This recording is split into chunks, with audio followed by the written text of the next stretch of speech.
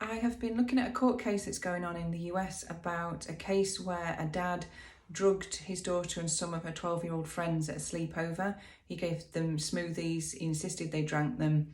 One girl didn't want to, and then she noticed the other girls fell asleep and texted for help. So we don't know what his intentions were, but it's not going to be good, basically. So what I noticed was there was a lot of comments on all these articles that are going out about people saying this kind of thing happened to me. I was abused at a sleepover when I was younger, and I wanted to, on the back of that, share some safety advice and just raise some awareness about this issue. The first thing to know really is that 90% of child sexual abuse comes from someone known and trusted to the family. So when you're thinking about having a sleepover, you think, well, I know the family and I trust them, so that's, things are going to be fine. Well, that, knowing that statistic, that doesn't really help solve that problem.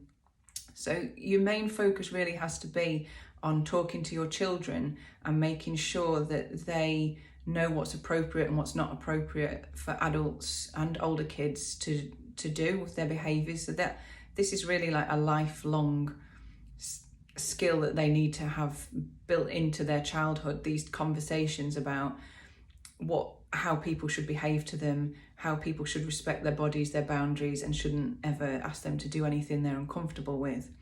So you have to then decide, is your child mature enough to be able to go on a sleepover? Should something happen, would they be able to say no? Would they be able to call for help? Or take some action, or will they just go along with whatever is happening? That's something for you to have a think about. Then really just to make sure that your child knows that you've got their back and you've got a plan in place for if something was to happen. So there's lots of different ways you could do this. Assuming they've got a phone, they could call you. They could call and just hang up, so you've got a missed call, you know that something's happened.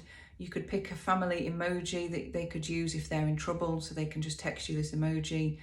You could have a code word where they can phone up and they can say the code word and you know that they're in trouble. But the main thing is to keep an eye on your phone to make sure that if something does happen, you've got their back and you will go and get them and they will not get in trouble for anything that happens.